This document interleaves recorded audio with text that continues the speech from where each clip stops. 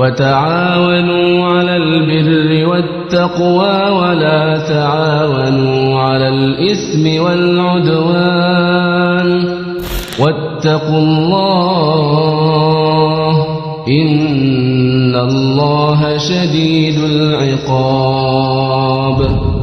Pertanyaan yang lain, apakah kufur amali selalu dihubungkan dengan kufur asghar? Yakni kadang-kadang ulama mengatakan kufur asghar, kadang-kadang kufur amali. Kufur akbar, kadang-kadang kufur i'tiqad. Hanya permasalahan bahasa sama. Apakah tidak berhukum dengan hukum Allah merupakan kufrun duna kufrin? Asalnya demikian. Orang yang tidak berhukum dengan hukum Allah harus ada tafsir, perincian. Kenapa dia tidak berhukum dengan hukum Allah? Kalau dia mengingkarinya dan setelah ditegakkan hujjah, maka dia kufur akbar, keluar dari Islam. Atau dia mengatakan hukum Allah sama dengan hukum manusia, yang mana saja boleh. Ditegakkan hujjah, dia kufur, keluar dari Islam. Tapi kalau dia mengakui bahwa hukum Allah paling tinggi dan wajib bagi manusia bertakhim berhukum dengan hukum Allah, maka dia tidak keluar dari Islam. Karena itu Imam Bukhari memberikan sebuah bab di bagian Kitabul Iman, kufrun duna kufrin. Kufur yang tidak mengeluarkan seseorang dari apa? Dari Islam. Kufrun duna kufrin. Ya. Bagaimana kita memastikan seseorang yang jelas melakukan kekufuran atau meredoi demokrasi dan berbicara terang-terangan bahwa tidak mau menerapkan syariat dengan dakwah? Berapa banyak orang berbicara dengan kebodohan? Menurut akidah salaf ahlus sunnah wal jamaah, tidak setiap orang yang mengatakan kekufuran atau berbuat kekufuran dia langsung kafir. Tidak.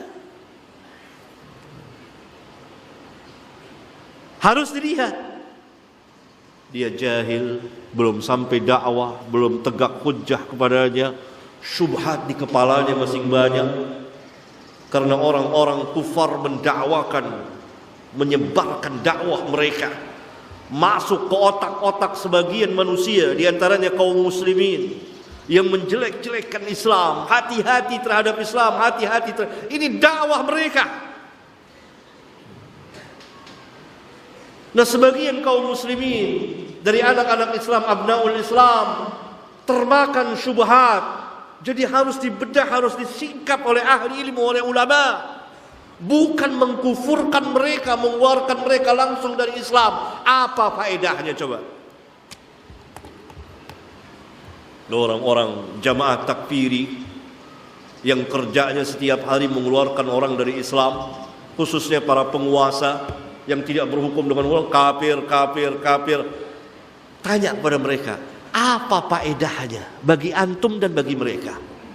Enggak ada sama sekali faedah. Antum berbicara di barat, penguasa di timur. Penguasa tidak dapat apa-apa hasil dari perkataan antum kafir. Kalau dia dengar, bahkan dia akan marah kepada antum. Karena itu perlu dakwah. Lihat para ulama, sabar, didakwakan. Apalagi akhir zaman, syubhat begitu banyak. Sebagian dari anak-anak Islam itu sekolah di barat,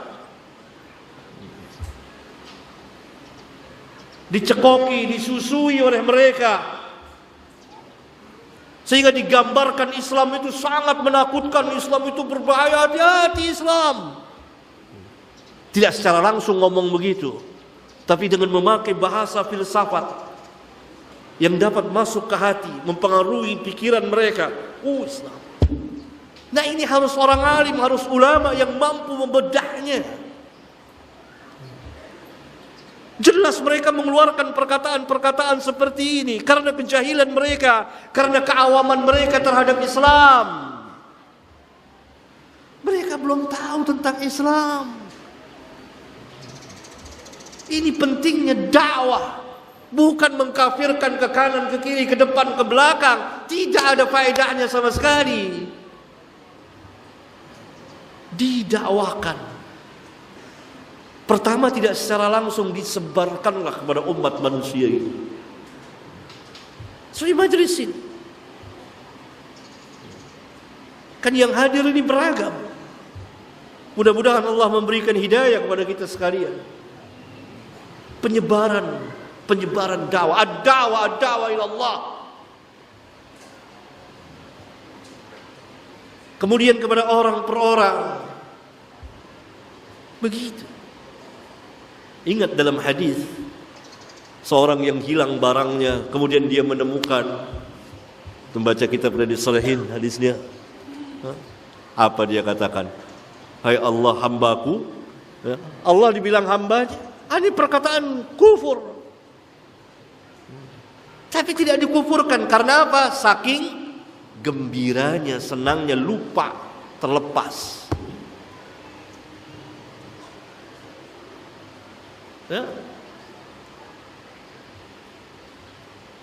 Perempuan-perempuan di hadapan Nabi mengatakan bahwa di tengah-tengah kita ada Nabi yang mengetahui perkara yang gaib. Padahal hanya Allah yang tahu perkara yang gaib. Tidak dikufurkan oleh Nabi yang mulia sallallahu alaihi wasallam karena mereka belum tahu. Dan banyak lagi sejumlah dalil. Ya, ini perlu penjelasan, perlu perincian. Ustaz, bagaimana akidah ISIS? ISIS Khawarij, mazhab yang sesat dan menyesatkan. Persis seperti yang Nabi SAW terangkan di dalam hadis-hadis, bahwa akan datang orang seperti ini, membunuhi kaum muslimin, membiarkan orang-orang penyembah berhala, dan mengkafirkan yang tidak segolongan dengan mereka, dan seterusnya. Karena itu, orang-orang yang ada syubhat di kepalanya di sini, di sebagian negara-negara, di sebagian negeri Islam, terpengaruh. Karena ada sedikit daya tarik yang diangkat oleh ISIS ini. Apa? Khilafah. Ini di waktu.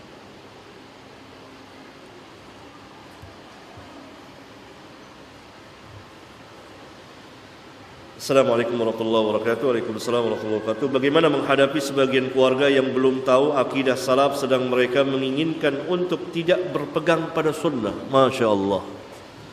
Terus jangan khawatir, karena yang memberikan hidayah Allah. Jangankan ini kaum muslimin, orang yang kafir, yang kufur kepada Rabbul Alamin, hatinya runtuh ketika masuk hidayah.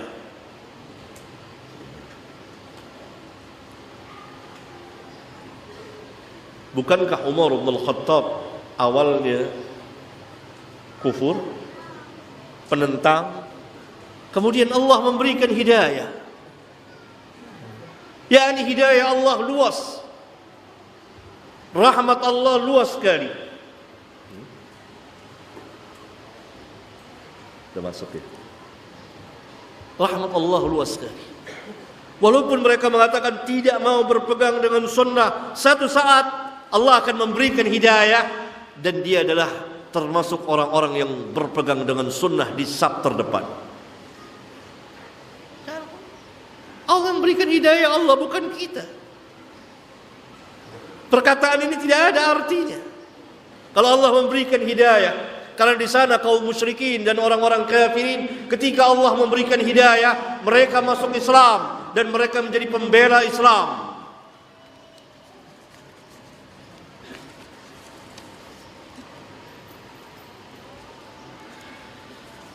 Ustaz, apa yang dimaksud pelaku dosa besar di bawah kehendak Allah? Yakni terserah, diserahkan urusannya kepada Allah.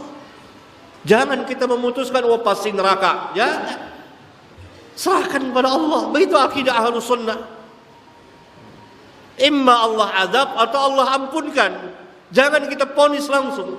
Demikian juga terhadap orang yang saleh, tidak boleh kita langsung tetapkan ahlul jannah, tidak, tapi kita berharap dia masuk surga. Dan yang berdosa besar, kita berharap ampunan dari Allah Subhanahu wa taala, masuk ke dalam rahmat Allah. Semua urusannya diserahkan kepada Allah, kecuali apa yang Allah telah tetapkan, Allah dan Rasulnya tetapkan sebagai ahlul jannah atau ahlul nar.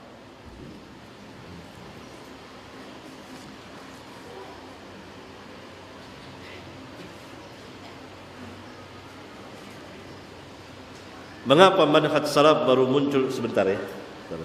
Mengapa manhaj salaf baru muncul beberapa tahun terakhir ini? Dahulunya bagaimana? Ya ini dahulu kemana aja gitu. Harusnya kita bersyukur, hatta baru muncul sekarang. Ini merupakan hidayah.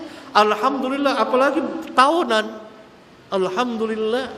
Baru muncul kemarin saja, alhamdulillah. Sampai juga ke Indonesia. Alhamdulillah. Kalau manhaj salaf dari sahabat, mungkin yang dia maksud sampainya ke Indonesia baru beberapa tahun. Yani gencarnya dakwah. Alhamdulillah. Hidayah. Lagi-lagi hidayah, dan dengan perantara para ulama yang mendakwahkannya. Alhamdulillah. Alhamdulillahilladzi bi ni'matihi tatimmus shalihat. Kita harus bersyukur. Sama seperti kita alhamdulillah bapak dan ibu kita, orang tua kita muslim. Alhamdulillah. Jangan dicela, oh ini kita Islam keturunan, kita Islam keturunan. Jangan, harus disyukuri nikmat Allah yang sangat besar. Orang tua kita, bapak dan ibu kita muslim. Demikian juga manhaj, disyukuri. Hatta baru sejenak, alhamdulillah. Alhamdulillahilladzi bi ni'matihi tatimmus shalihat. Ikhwan, karena waktu sudah masuk waktu zuhur, barangkali ini sedikit yang bisa saya sampaikan, dan mudah-mudahan lain waktu kita berjumpa lagi di masjid ini, Riyadhus Shalihin. Sampai di sini. Mohon maaf kalau ada kata-kata yang kurang berkenan. Subhanakallahumma wa bihamdika asyhadu an la ilaha illa anta astaghfiruka wa atubu ilaik. Assalamualaikum warahmatullahi wabarakatuh.